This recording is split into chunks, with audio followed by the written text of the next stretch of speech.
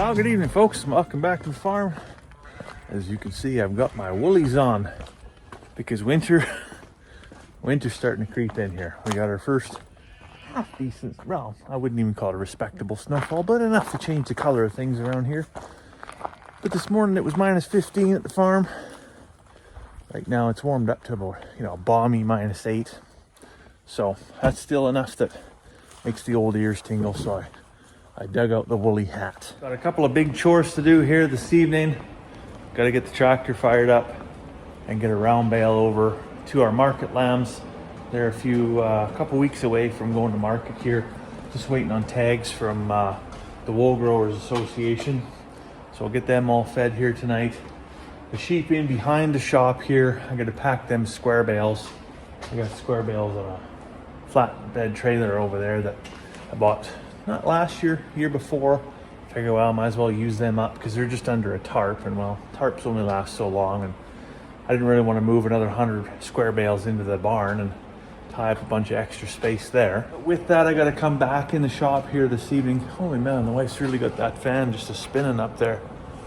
I got to come back in the shop here this evening and do a little welding project because the one hay feeder, the one V feeder that I built last year, actually the very first one, I'd never done it before, and maybe it's not the greatest. So where I've got some stuff kind of patched together, pretty poorly, some poor workmanship. Lessons were learned after that. I'm going to do that right. I'm going to disassemble it, put it back together properly, get it all welded up nice and tight. But I see my wife's, we did some closet work. Charlotte's moved downstairs now. She has a big closet, but when we built the house, we never really finished any of the closets. So you can see we're kind of working on some dividers and whatnot for that. So Carmen's been in here the last 3 nights, getting that all stained up nice. And that's why she's got the helicopter on the ceiling going.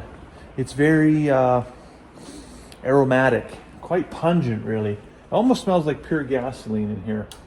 So we're gonna turn that way down just because it gets, it's very breezy in here. Holy man. Blow your hair straight back. In other exciting news, Carmen told me today she was going to surprise me, but maybe I should be surprising you instead of spoiler alert.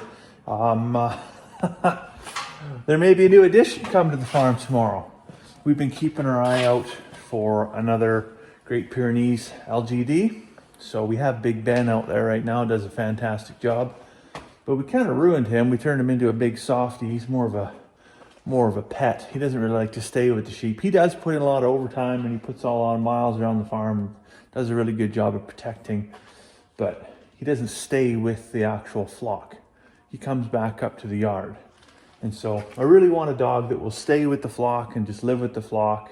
And that way, if a coyote ever does come up when they're out in pasture or something like that, we're not waiting for the dog to come down from the farmyard and go handle the business, because, well, if the wind's blowing the right direction, that might be a missed opportunity.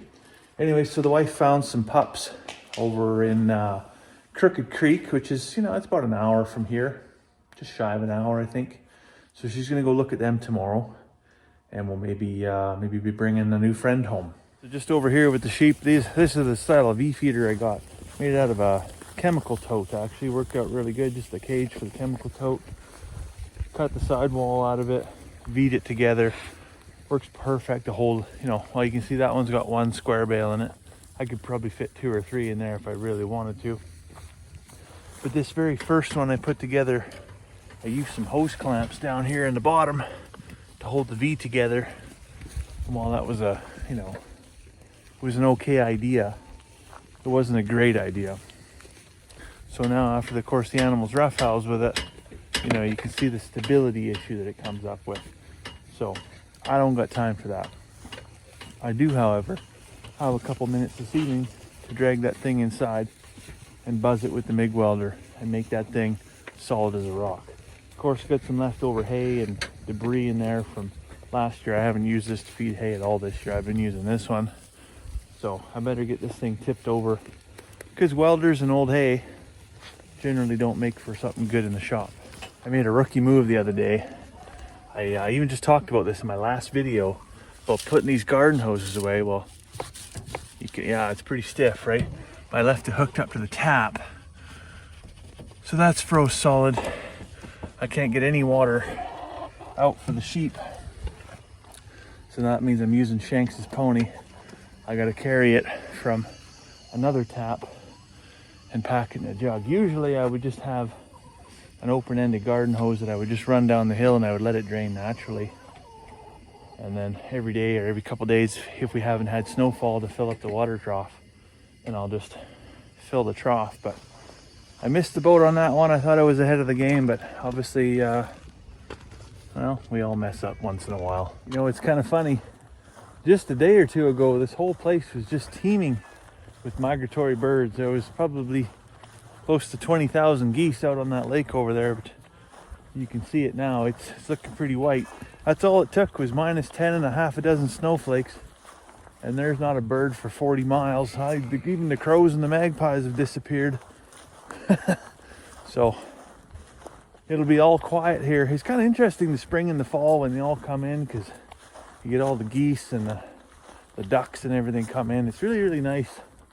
You know, kind of relaxing to sit out on the deck, and when it's not so windy anyways, sit out on the deck and listen to them or watch them fly. You know, we have a whole bunch of trumpeter swans here too. When they come swooping in over your head, boy, I tell you, there's no feeling in the world quite like that. Well, I've had a bit of supper, got the kids off to bed, and I'm in the workshop here now with the feeder. And so I scraped all the old hay out. I still got a little bit in the bottom, but we're gonna get to welding. So I got a bucket of water here just in case something goes awry. But I say I got my welder. I got my little hot glue gun here. A cute little MIG welder. But for a project like this is, you know, very mild steel, very light.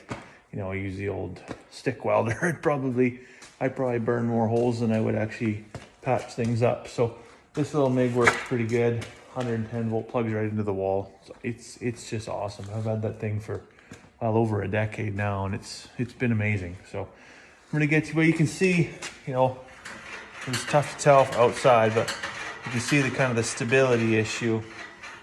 So I've got this piece here. I'm gonna tack that up so it'll stop the lateral movement. And then where I've got the hose clamps in the middle all the way along, I'm just gonna stitch weld that as we go. And then the hose clamps can come right off. And everything will be triple happy teddy bears. I guess like me, if you're, you know, to see the old 5-minute crafts on the internet and think that, you know, you can follow the tutorial that says, just cut the corners out and then tie these together in the middle, and you're gonna have an automatic hay feeder. It's just gonna be the best thing since sliced bread. Well, you don't believe everything you see on the internet. And although that was largely true, you know, it doesn't mean that there's not room for improvement. And I pity anybody that's ever gone to all the work to do that and still has this problem, because, you know, your hay feeder's not gonna last very long. So a couple welds, we're gonna have this thing fixed right up. It's gonna be Jim Dandy, I tell you. Now the other thing, if you're welding, I know it's just a little tiny little MIG welder, you know, how bad could it possibly be? Spend the money, buy a decent welding helmet, or buy any welding helmet for that matter. If you think you're the guy that can, you know, wear 2 pairs of sunglasses or even a pair of welding goggles, that's, you know, if that's not the stupidest decision you've ever made in your life, you probably don't deserve to make it, you know? Because I tell you, you will get all kinds of sunburn that you've never ever experienced before in your life. So always, always, always cover up. Safety first.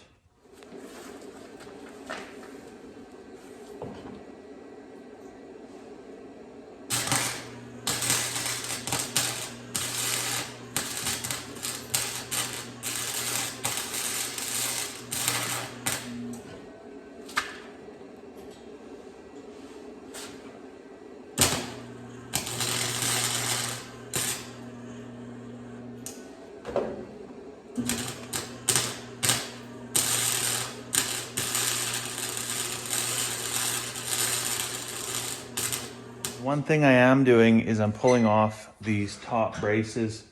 This one actually had 2, one there, and the other one I've got that I made afterwards has one just sitting in the center like that.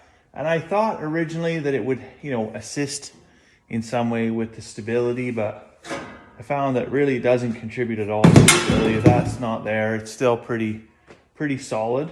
And in fact, if that's in the middle, just like that, theoretically providing stability, it's actually a huge pain in the ass if I want to drop in, 2 square bales, because I should be able to just lay them in there nice and pretty, maybe even 3. But with this in the way, it causes the bale to split, or I got to stand the bale up on end. So it's not really super awesome fun time to have that kind of in your way. So I'm going to pull this off. And I mean, what's the worst that's going to happen, really? It's either going to work or it's not going to work. So I've got one that's working right now with only 1. So this had 2. I'm just going to go down to 0. And if it works well, I'll pull the one off the other one too. Well, I'm all done. Rock solid, I tell you. I've heard it said that when a bird jumps out of the nest for the first time, it does so without fear. Not because jumping out of the nest isn't scary, but because it has total faith in its wings. So I'm going to go ahead and I'm going to leave those hose clamps on the bottom of that feeder. And that should tell you everything you need to know about my faith in my welding ability. But I didn't burn too many holes in the square tubing, but it's in one piece. So we'll give her a go. With that little project taken care of, the only thing left to do is prep the study. So my buddy Robin from Millionaire Farmer and I are going to be doing another live stream up in the study this Friday evening, and the topic there is working hard or hardly working, and basically meeting head on the challenge of getting overwhelmed on the farm. So it's going to be an interesting one. Hopefully you can join us for that.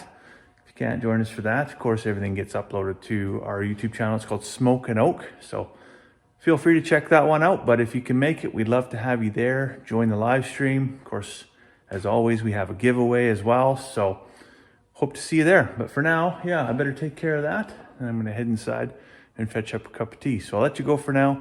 Hope you have a fantastic evening, and we'll see you tomorrow.